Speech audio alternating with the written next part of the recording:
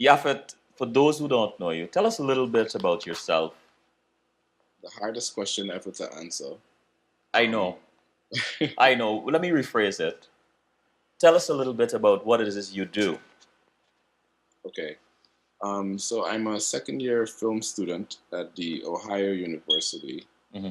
Um, I'm a budding cinematographer and director coming out of that program, um, and currently completing my second year and moving on to my thesis film work in a few months. Hmm. Um, so yeah, that's primarily what I am. I'm a full time student. What is most appealing about being a student, especially where you are? What's most appealing about it? I think it's an avenue and a forum where you can learn so much, and you're able to also fail. Because you learn some of your greatest lessons through your failures. Uh huh. So failing, and having the support of like your colleagues as crew. You might be sitting in the room with the next, Martin Scorsese, and you don't even know. Because that's the kind of people that are being pulled in every day. Wow. Program. You So yeah, for those who don't know, you came up from Guyana I did. to study this, participate in this program. Yeah. What was it like when you first arrived? The funny story of first arriving there was first making note of my skin tone. Is that so? I was reminded of my skin tone, um, and I realized as well how much I really needed to open up my mind to a whole lot more opportunities and ways of things that are done. Hmm. You'd always think that you had an idea of the industry and the ins and outs, how it worked, how people worked. But this program, this is within my first week of being in that program. You realize that there are so many ways to skin a cat, as we would say, Hmm. and the things that we've learned in Guyana or even in the Caribbean context of things in comparison to um, you know the U.S., Europe, Asia. There's so many other principles that we have not thought about. It's the hierarchies, it's the roles, it's the responsibilities. It's all these things that we would have taken for granted as filmmakers, that are very key Hmm. to to the machine, to the filmmaking machine. Understand. Yeah, Are you looking forward to going back to Guyana and I am. uh, I really am. I am more than looking forward to share what it is that I've learned here to expand on it. Because more so because Guyanese is so creative, Mhm. and it's amazing the things that we've done with just a little bit of knowledge and a little. I know that there'd probably be a couple of people that'd be like, man, it's best that you know more than just a little bit, because the people that know a little bit are the most dangerous people. But, but I think it's because of our nature. It's our just innate nature to just think about things, think around problems, to find creative and crafty ways to do things. Uh-huh. I feel like with more added knowledge, with the proper formal knowledge or whatever, added to the craftiness and the ingenuity, it'll just we just change the game. So you're one proud Guyanese. I am an I like extreme. I like that. I like an that, my brother. I extreme. really I really I'm do. trying. So I'm trying to get more. I'm trying to get more Guyanese to apply to the program as well, or to even apply anywhere else. Just do film school. okay. Yeah, yeah, yeah. What but talking about film, why are you in film? What am I in film? Hmm. Meaning what in a Meaning, well, row? what is it about film that you like that Oh, really, you know? it's definitely it's cinematography. It's the look of things, the movement of cameras. That has always been my attractor Mhm.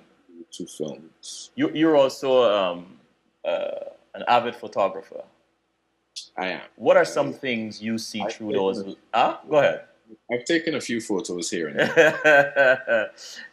What are some things you see through those lenses that you think most people do not see, and not because you wish to be boastful, but you Mhm. might have heard people say to you, "Oh my gosh, Yaphet, I didn't see that," or you know, what are some things you would say? Let me tell you something, and this is all to answer your question. Um, Sometimes our minds they play tricks on us, Yes.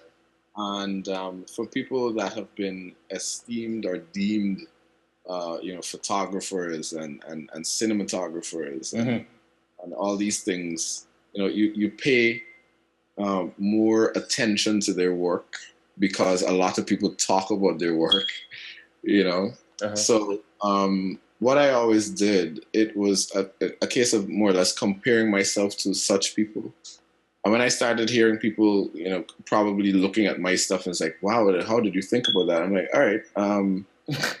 I learned from I learned from looking at what other people are looking for, in their Mhm. photos, in their images, shadows, highlights, shapes, lines, all of these things that so the untrained eye would just be over your head. It'll just fly over your head. Wow.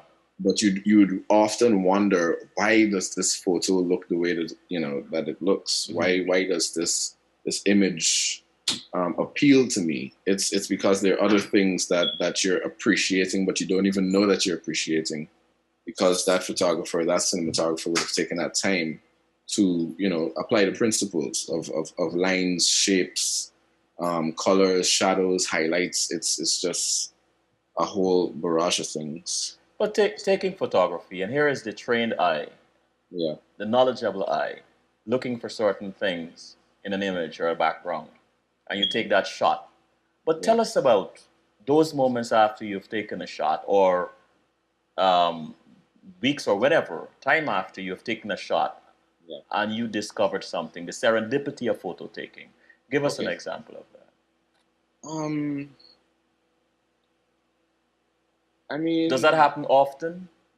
I've got to say that taking a photo for the first time, you're thinking that it's a great shot, and you put it down. Looking back at it, like really, when you really thought that you would have paid attention to all of the details that you wanted to highlight in that shot, then to go back to it really does happen a lot of times, and especially if you're always looking for something new, Uh a huh. new a new way a new way to see something, a new angle, a new aspect. Maybe you zoom in a little bit more and it would have made a whole lot more of a difference. Zoomed out a little bit more, it would have been, that sort of thing. It I think it happens more often for people that are always looking for something new. Always looking for a new way to show the things that seem familiar to us. Let's talk a little bit about this new project you have. You're in the process of making a film called Solomon Daskal. Would you Right. introduce us to this story? Yeah. Okay. The story of Solomon Daskal. This is the story of a recovering heroin addict that was once an accomplished blues artist, Hmm. fallen off the train because of his addiction. So he's right now in the in the in the cleanup stage Hmm. of trying to live clean, trying to within the realm of a second chance. He wants a second chance, a new lease on life. But of course, all habits die hard, and you know, with drug addiction or any other kind of addiction, for as long as people know that you've had that problem, it sort of hangs over your head. Yeah. So that trust of giving you or trying to help you to get that new lease on life, you know, it's very hard. It's very hard for people to accept that you've moved on from something as strong as an addiction. So that's the story that I'm trying to tell with Solomon Daskal. What inspired this story? All right, so let me first say that this story was not written by myself. I did not write this story. Oh, okay. This was a story that was written by Wanda Chaldea. She's a screenwriter and director in the DC area, in Washington, DC. Mm-hmm. I met her at the Athens Film Festival last year. One of her films were, you know, it was aired at the festival. I really liked her story. I loved her writing, and you know, we connected. The first day we met, we just started talking. We vibed really well, and then I looked at some of her work. She looked at some of mine, and we toyed with the idea of, you know, collaborating to create a film. So she's right now in the works of writing a feature film, and she was shopping around for a cinematographer. So I tried to, you know, sell myself like, hey, you know, I'm this guy, you know, I like cameras. I've shot some things, so, you know, why not give me a try? So she shot a couple of scripts to me, and Solomon Daskal's story, it jumped out at me. I guess because of the things that I've seen before, and how you know, that kind of story really does connect with people. You know, the human struggle is a very interesting thing, no matter what it is. You know, poverty, addiction, you know, any of our vices, we're fascinated by looking at it and seeing how people deal with it. So I read that story and I thought, well, hey, this guy's got some he's got some energy. He's got a compelling story, and I'd really like to direct this. Like, would you? Could we make this film? Because it was just a breakout story that she had written based on life events and, you know, experiences that she's had with friends, directly, indirectly, and it's all surrounding the theme of mental health and addictions and, you know, poverty. All these themes are wrapped up in the feature. So this breakout film of Solomon Daskal comes from that. Right now, I have, when I asked you the question, I put up the ad of Solomon Daskal, and how people can support the making of this film. It is right next to your screen. What do you want to tell the audience about funding, about support? There is a campaign. There's a campaign to help this film. It's a GoFundMe campaign. If you've ever heard about GoFundMe, GoFundMe.com/Solomon Daskal Film. The reason why I am creating this film, it's because, you know, it's like I said, it's a story that I believe there are lots of people there. You know, someone knows a Solomon Daskal, friend, family, foe, whatever. We have Solomon Daskals in our lives, and it's to help that person. We often find it very hard to forgive, to move on, but, you know, it's really that support that a Solomon Daskal would need in order to live for the next day and not fall back into, you know, the vice of addiction. So that's the reason why I'm making this film. Why you should support it? It's because the less talented don't have to worry about support. The less talented don't have to worry about support. They're covered. They're fine. The people that are like doing all these mass branding things, they always get support. It's the people that really want to tell true stories and stay true to, you know, art, craft, and that kind of thing, that they always find it hard. Let me ask you this question. In what ways you believe that the completion of this film, the promotion of this film, will make a positive impact not only on your life but on others' life. Why you're asking? Why do I believe No, that? no, no. In what way? In what ways do you imagine it will make? I imagine there's something that uh, that these kind of stories, what they do, they cause people to think. Mm-hmm. So imagine, just imagine, two scenarios. I'll give you two simultaneous scenarios of an addict, an ex-addict that will sit there and look at this film.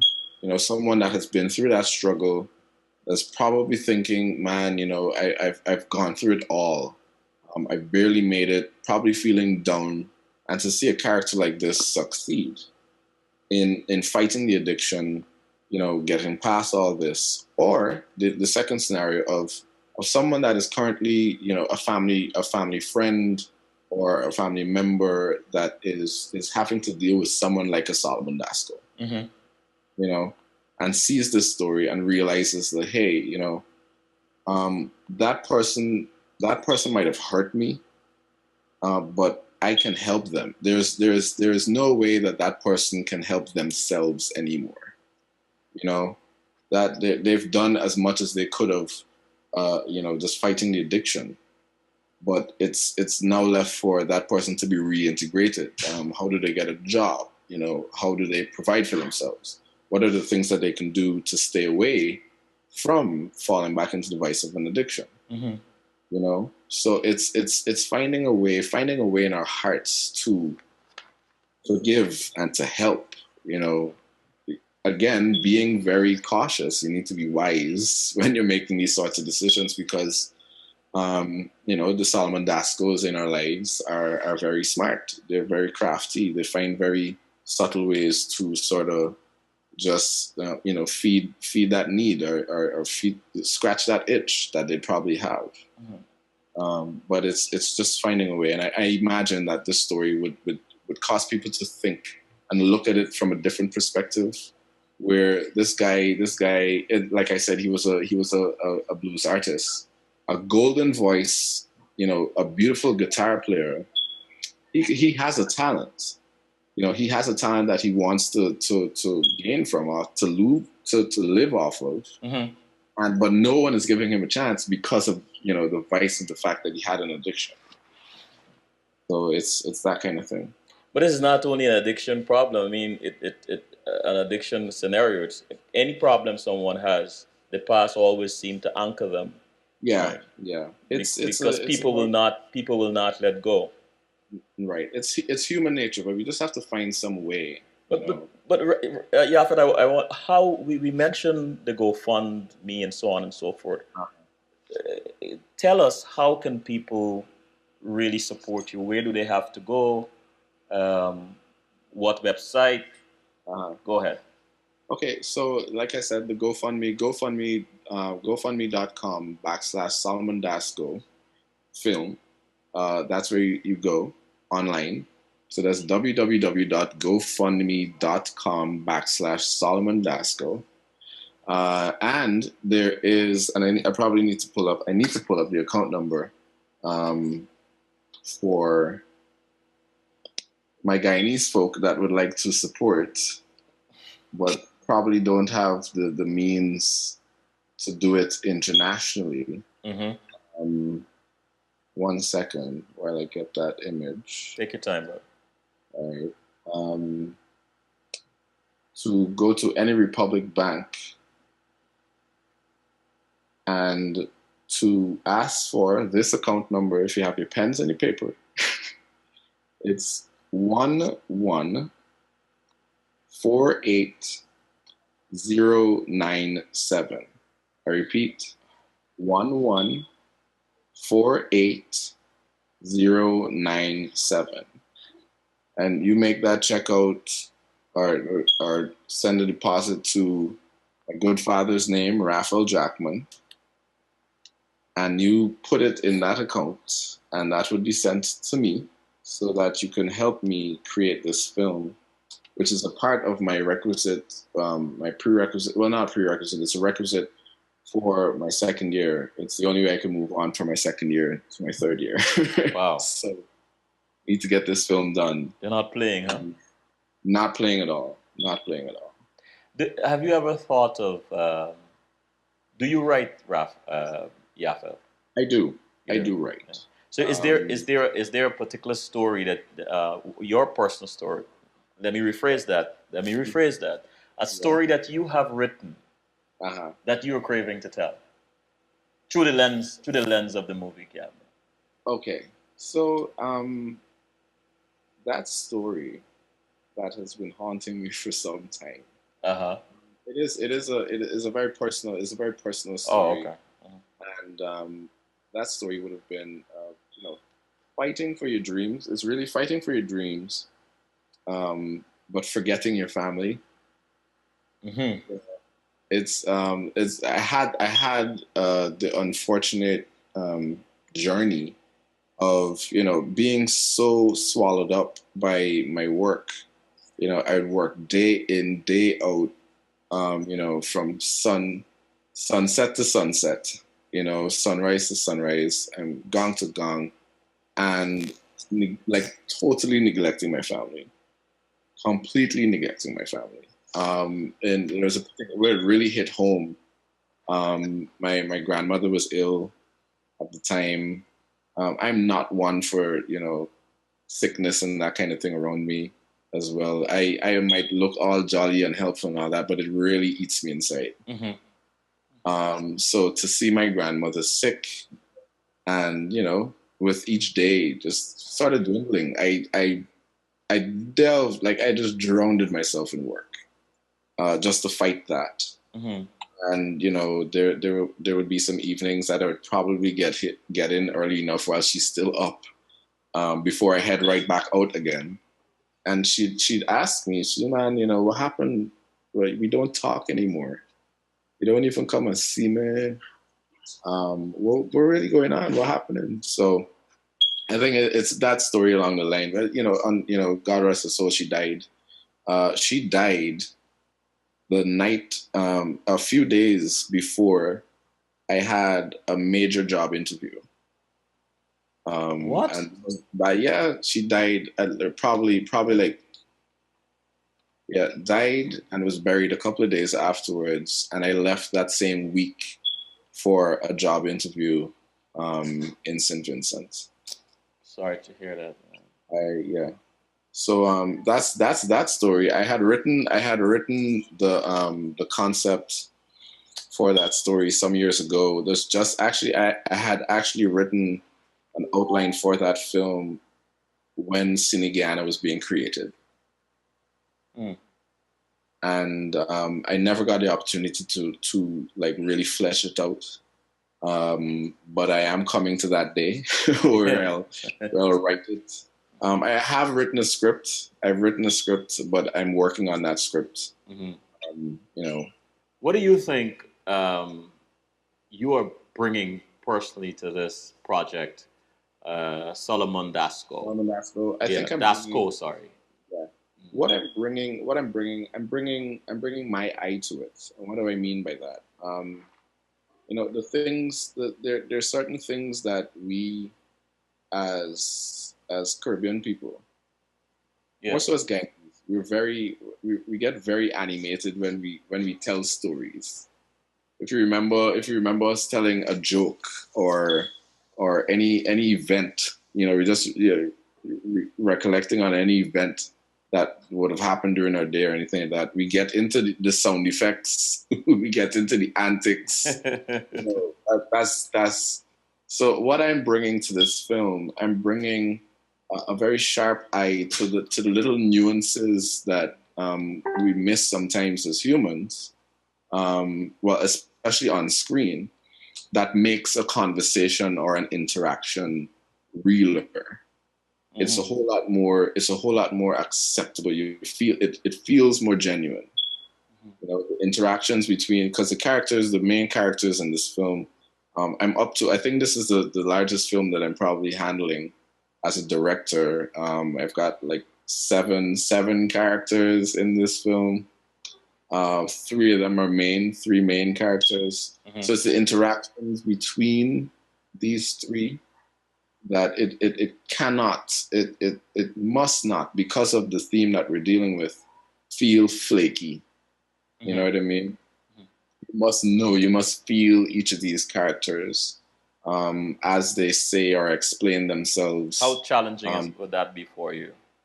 I mean, it has its challenges because directors have a view or a perception, a perspective, sorry, a perspective of that character. The actor has a perspective of that character. Mm-hmm. The writer has a perspective of that character. So as a director, you know, you got to pull all those in. You know, you gotta sift those through, and you gotta find a way to make it relatable, connectable, more so for the actor. You know, so that when that actor embodies that character, this fictitious character that has human elements, that has human features, when they're embodying this now, you know, when, as a viewer, you should be able to look at this and be like, okay, I understand this. As a person going through that, you'd be like, yeah, you're being true to this character. You're being true to this situation. So that's the challenge. And tell us again the writer. Yolanda K. Leah. She's an award-winning screenwriter in the Washington D.C. area. How do you spell her last name? It's Lea. Leah, yeah, Yolanda K. Leah. A gem of a woman, extremely supportive. She's a writer-producer, has done a lot of work. Her work right now is being aired like almost 24/7 on the Urban Channel in DC. Ode to Rosa and See the Boy, those are the two short films that she's done that has been doing the film festival circuit.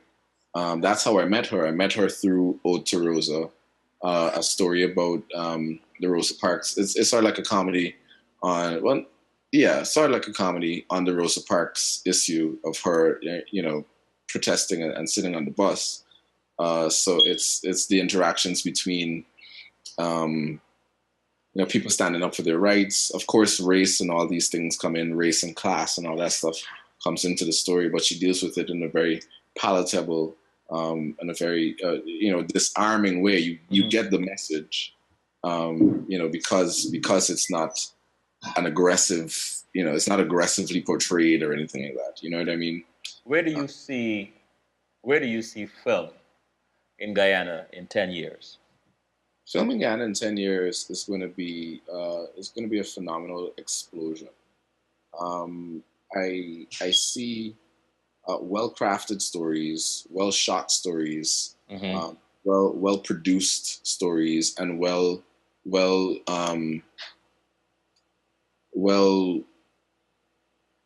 shared stories where people are going to know more about our culture, people are going to know more about our history, people are going to know more about our peoples and our interaction through film. That's where I see the film industry is going to be a benchmark, a hallmark that truly preserves our history. It helps to also propagate the things that we want to share with our upcoming generations as well. I feel like film is going to be that the precursor for our future. Well, Yaphet, my brother, thank you so much. Just give us that GoFundMe thing again. GoFundMe.com/Solomon Daskal. That is the website, the account number at any Republic Bank location. It's 11,48097. Your funds, let me repeat that, 11,48097. Your funds help to help our travel and accommodation for my cast and crew. We're going to be shooting in Washington, D.C. as well. So your anything, any gift would go a long way to help me complete this film and to help me move on to my thesis here. Thank you, Yaphet. Thank you so very much. Thank And you. have a great evening. And I wish you all the success in raising funds for making this film, Solomon Daskal. Great. Thank you. Thank All you right. so much. Good night. Great. Good night.